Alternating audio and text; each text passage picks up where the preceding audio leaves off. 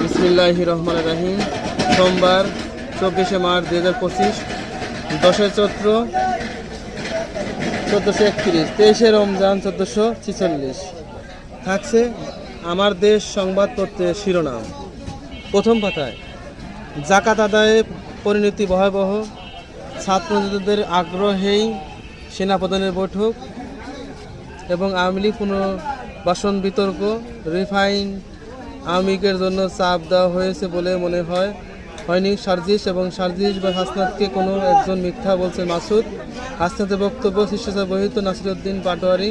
দলের মধ্যে মতপার্থক্য সমস্যা মনে করছি না মহিউদ্দিন আহমেদ। এবং সংবিধান পরিবর্তনে আপত্তি বিএনপির। জাতীয় ঐকমত্য কমিশনের সভাপতি অধ্যাপক আলী রিয়াজের কাছে সোমবার সন্ধ্যায় সংক্রান্ত মতামত পেশ করেন। ঐকমত্য কমিশনে বিএনপির মতামত 1971-24 তুলনা সমচিহ্ন, দেশের সাংবিধানিক নাম পরিবর্তন দ্বিমত, এনআইডির ও সীমানা নির্ধারণের ক্ষমতা ইসির হাতে রাখার পক্ষে এবং প্রশাসন সংস্কার কমিশনের প্রস্তাবের মধ্যে 26টির মধ্যে 13টি ঐকমত এবং 2 কক্ষ বিশিষ্ট সংসদের বিষয়ে একমত দলটি। ঈদযাত্রা নিয়ে শঙ্কা কাটেনি নানা উদ্যোগ সরকারের। সড়ক রেল নৌপথে শৃঙ্খলা রক্ষা প্রশাসনের কঠোর পদক্ষেপ, বাড়তি ভাড়া, যানজট ও যাত্রী হয়রানি ঠেকাতে বিশেষ উদ্যোগ। ঈদের আগে পরে 7 দিন মহাসড়কে ট্রাক লরিও চলাচল নিষিদ্ধ। এবং কন্টেইনারের জট কমাতে চট্টগ্রামে বন্দরে বিশেষ 4 গুণ জরিমানা আদায়ের সিদ্ধান্ত। রমজান ঘিরে পণ্য মজুতের চেষ্টা এবং দৈনিক ডেলিভারি 5,000 থেকে 2,500-এ নামানো নেমেছিল এবং কর্তৃপক্ষের দ্রুত পদক্ষেপ মিলল সাফল্য।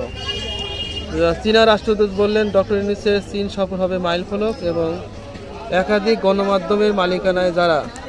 গণমাধ্যম কমিশনের রিপোর্ট, 7টি মালিক বসুন্ধরা গ্রুপ। 10টি টেলিভিশনের লাইসেন্স চেয়েছিলেন মোজাম্মেল বাবু এবং গ্রিন টিভির পিছনে ছিলেন হাসান মাহমুদ এবং বিভিন্ন গণমাধ্যম এস আলম গ্রুপের বেনামি বিনিয়োগ।